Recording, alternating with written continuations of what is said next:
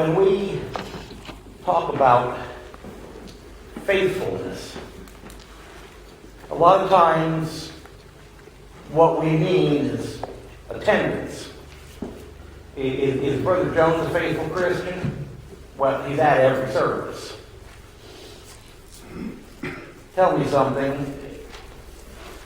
Is it enough for you to call your spouse faithful if all they are is physically there? I paid $2.50 for this rubber ball here. There are times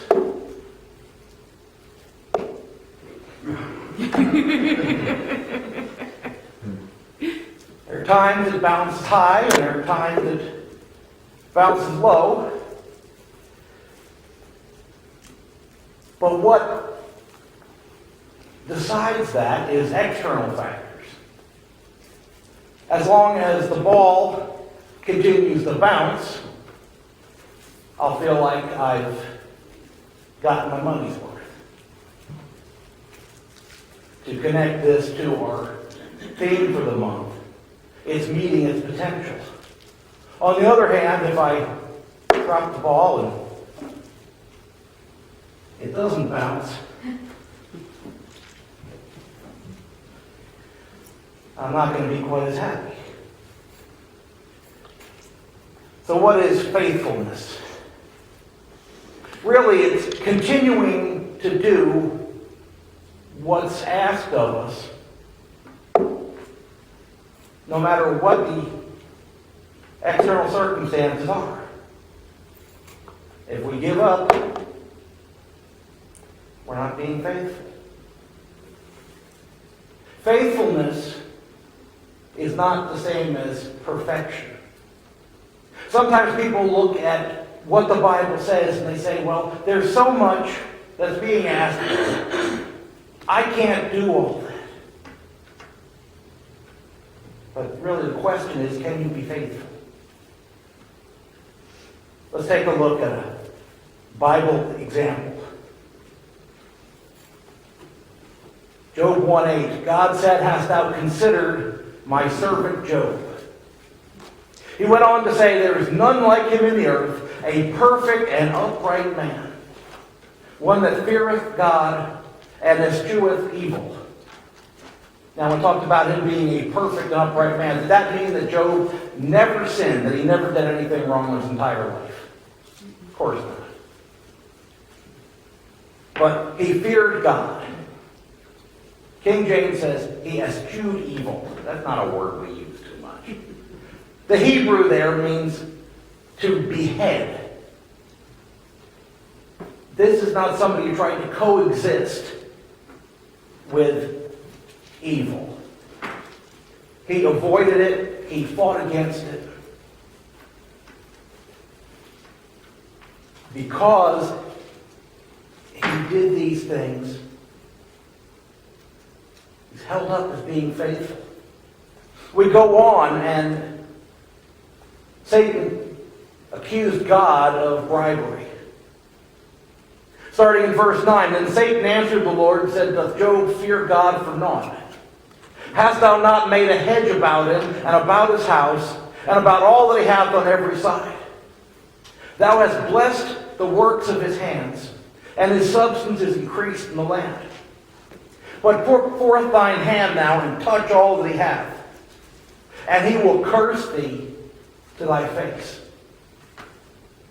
In other words, he said, well, of course, Job listens to you. You pay him enough. If you take away all of his nice things, then he'll tell you what he really thinks.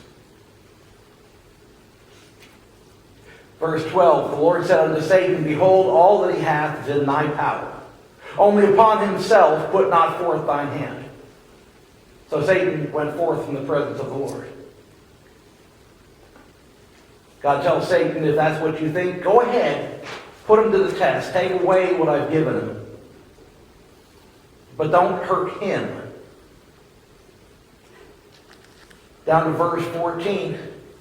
It says, there came a messenger unto Job, and said, the oxen were plowing, and the asses feeding beside them, and the Sabaeans fell upon them and took them away. Yea, they have slain the servants with the edge of the sword, and I only am escaped alone to tell thee.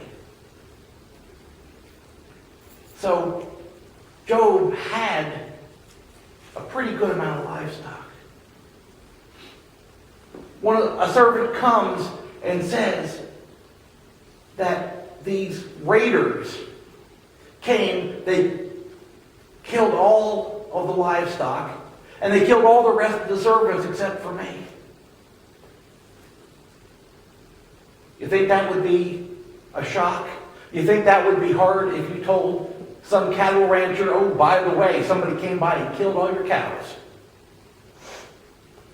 Verse 16 says, while he was yet speaking, there came also another and said, the fire of God has fallen from heaven and hath burned up the sheep and the servants and consumed them. And I only am escaped alone to tell them. He doesn't have enough time to process that. Somebody else comes, said, all the sheep are gone, and all the servants that were taking care of them. And I'm the only one who survived. Verse 17, while he was yet speaking, there came also another, and said, the Chaldeans made out 3 bands, and fell upon the camels, and have carried them away. Yea, and slain the servants with the edge of the sword. And I only am escaped alone to tell thee. So, the second guy didn't even finish talking before another messenger came and said, you don't have any camels anymore. They all got taken, and all the servants that were taking care of them are all dead. Verse 18. While he was yet speaking, there came also another. How many people would say, don't you dare say a word? There came also another and said, thy sons and thy daughters were eating and drinking wine in their eldest brother's house. And behold, there came a great wind from the wilderness, and smote the 4 corners of the house, and it fell upon the young men, and they are dead. And I only am escaped alone to tell thee. Suddenly, he's told all his children are gone. What was Job's reaction to hearing all this, that a few minutes ago he was a wealthy man with a big family? Now everything's gone. Verse 20, then Job arose and rent his mantle. He tore his clothes to express his sorrow, and shaved his head and fell down on the ground. If you're following along, it says, and worshipped. And said, naked came I out of my mother's womb, and naked shall I return thither. The Lord gave, and the Lord hath taken away. Blessed be the name of the Lord. Now, does that mean he didn't care about losing all these things? Of course not. He was mourning. He was in pain. But he said that God gave these things. God took them away. Instead of turning away from God, he turned toward God in this time of pain. Verse 22, in all this Job sinned not, nor charged God foolishly. A few verses further along, Satan goes back. It says this isn't a fair test. Job 2, 4, and 5. Satan answered the Lord and said, skin for skin.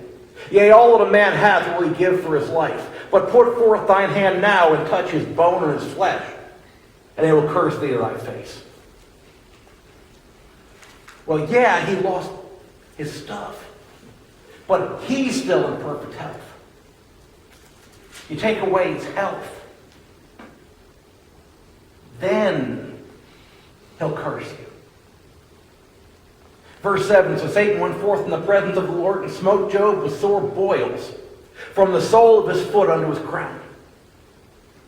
Anybody ever have a boil? Don't answer that.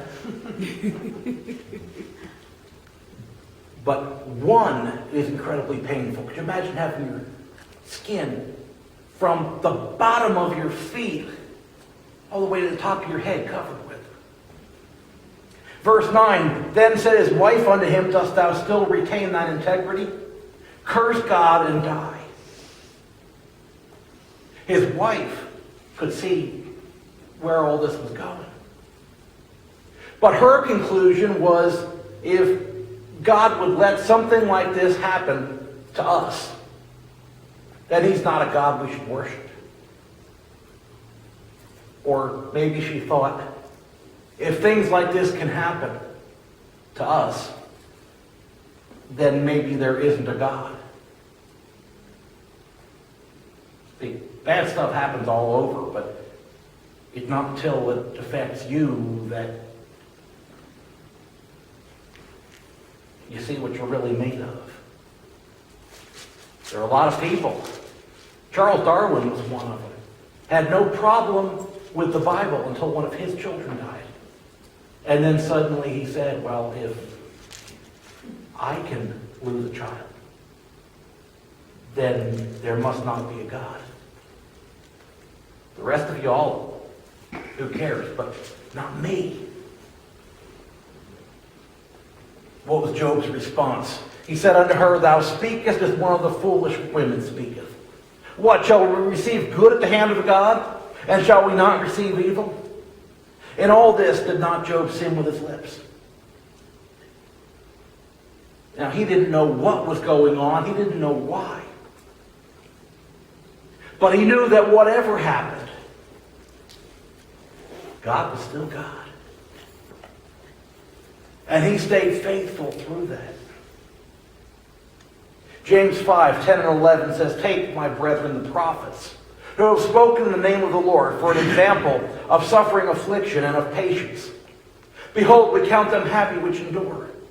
Ye have heard of the patience of Job, and have seen the end of the Lord. The Lord is very pitiful and of tender mercy. If you ask for somebody to describe Job, even if they don't know the Bible, they're going to say patient.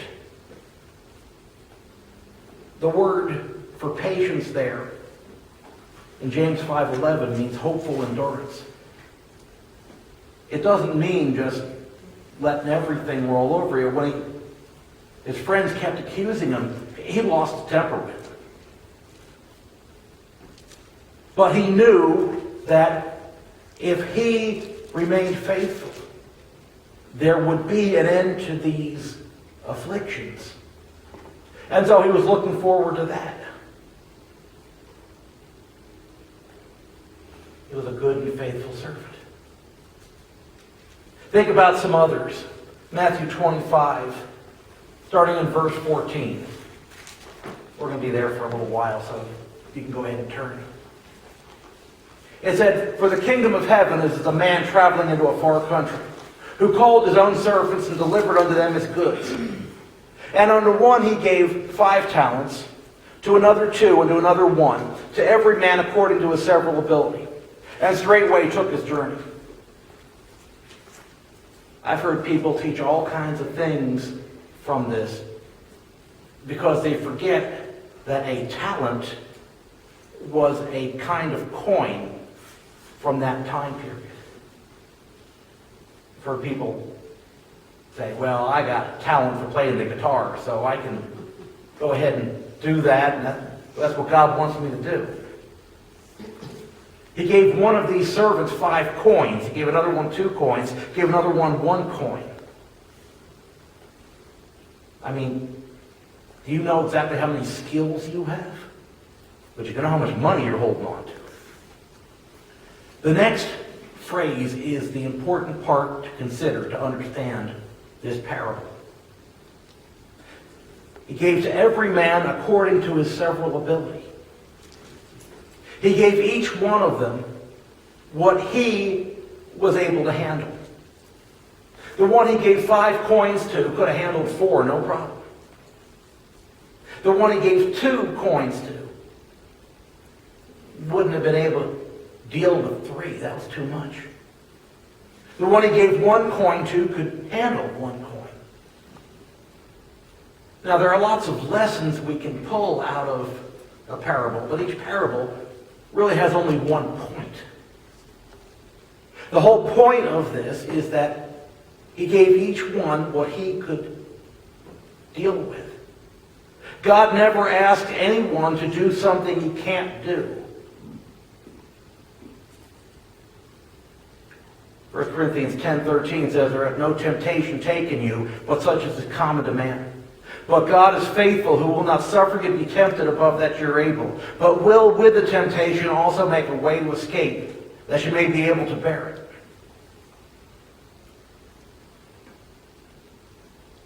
I've heard people teach things from this that, well, God won't pile on more than you can handle.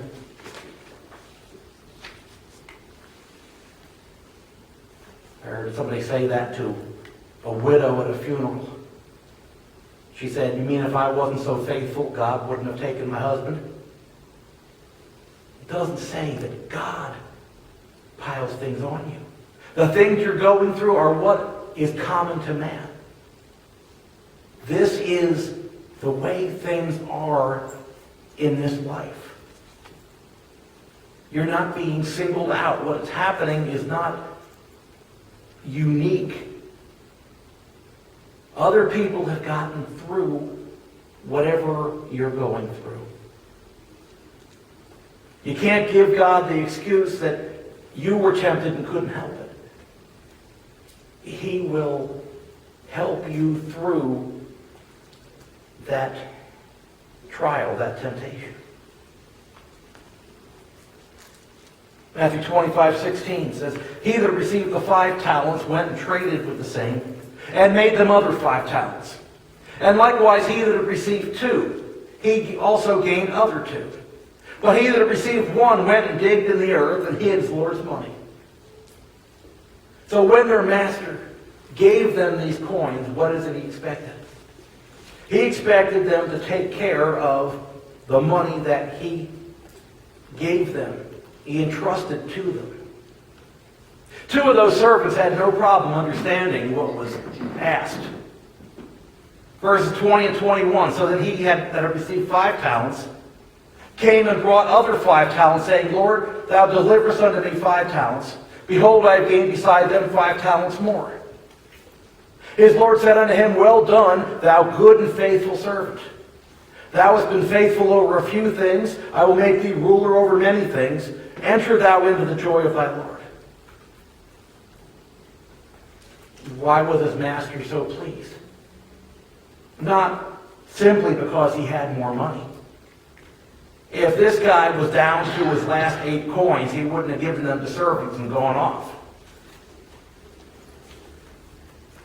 He praised that servant because of his faithfulness. He was given certain duties. And when his master returned, he showed that he did what had been asked of him. Down to verse 22. "He that received 2 talents came and said, Lord, thou deliverest unto me 2 talents. Behold, I have gained 2 other talents beside them. His Lord said unto him, Well done, good and faithful servant. Thou hast been faithful over a few things. I will make thee ruler over many things. Enter thou into the joy of thy Lord." Notice his master didn't say, "Well, he made 5. Why didn't you make 5?" He was faithful with what he had been given. That's all his master would ask him. The third servant couldn't say, "Well, hey, you left us with 8 coins and together we got 15. His master looked at him alone to see what he had done. Verse 24, "Then he which had received 1 talent came and said, Lord, I knew thee, that thou art a hard man, reaping where thou hast not sown, and gathering where thou hast not strawed. And I was afraid, and went and hid thy talent in the earth. Lo, there thou hast that is thine. Now notice nothing got lost. He was entrusted with one coin. He said, here it is. I made sure it was real safe. Verse 26, his Lord answered and said unto him, thou wicked and slothful servant, thou knewest that I reap where I sowed not, and gather where I have not strawed. Thou oughtest therefore to put my money to the exchangers. And then at my coming I should have received mine own with usury. If you put it in the bank, I would have at least gotten interest off of it. Take therefore the talent from him, and give it unto him which hath 10 talents. For unto every one that hath shall be given, and he shall have abundance. But from him that hath not shall be taken away even that which he hath. And cast the unprofitable servant into outer darkness. There shall be weeping and gnashing of teeth. If he was worried about taking a risk, there were things he could have done that weren't risky. Now, why did they take his coin away and give it to the one who had 10? Why not give it to the guy who had 4 to make things at least a little closer to even? Because the one who had been given 5 made 5 more. He showed he was faithful, he could handle that. But the one who had 2 made 2 more, had 4 now. Maybe he wouldn't have been able to handle 5. But the first one showed that he had the ability to do what he was told. And so he was given more responsibility. What do we need to do to be considered faithful? We need to know what our instructions are. We need to study the Word. Our Master gave us instructions before he left on his journey. We need to know what he asked of us. I used to love the People's Court. Judge Wapner, back when the show started. Yeah, they on the 4th judge now. Anyway, Judge Wapner used to say every time, ignorance of the law is no excuse. That won't keep you from suffering the penalty if you don't know what the law is. How many people would be okay with hiring a babysitter? You call up to check on your child. Have you been doing everything with the instructions? Babysitter said, well, I didn't disobey anything. I didn't even look at it. Yeah, you'd be in the car coming home right now. Because it's not disobeying you want. You want a servant to obey. Christ left us to take care of his church. In order for us to know his will, we need to study here and at home. This is wonderful that everybody's coming here. But at most, you're looking at, 4 hours a week? If you choose something else over studying more than that, what's really important to you? We also need to take the Word to the world. Jesus said his mission was to seek and save the lost. Luke 19:10. Well, if we are his servants, and we are taking care of what belongs to him, shouldn't we be doing the same thing? Or do we want to risk saying on the day of judgment, well, you gave me your word, and I kept it on my bookshelf where nothing would happen to it. Here, thou hast what is thine. We need to not be afraid of anything in this world. Revelation 2:10 says, "Be thou faithful unto death, and I will give thee a crown of life." Even in the face of death, even if it comes to that, we are to remain faithful. Why? Because Philippians 1:21, "For me to live is Christ, to die is gain." The most the world can do is give you your reward faster. God's never asked anyone to do anything that he can't do. He's asked all of us to obey the gospel. Romans 6:3-4 says, "Know ye not that so many of us, as were baptized into Jesus Christ, were baptized into his death? Therefore we are buried with him by baptism into death, that like as Christ was raised up from the dead by the glory of the Father, even so we also should walk in newness of life." And after that, he's asked us to continue to be faithful until the time he returns. If you have not been doing what he's asked, you have time to make things right before his return, but we don't know how much time that is. That might be in 1,000 years. That might be before the sun rises in the morning. If there's anything you need to do, take advantage of the opportunity. And if there's anything that we can do to help, we ask that you would come forward in simple, obedient faith. As together we stand and sing a song of encouragement.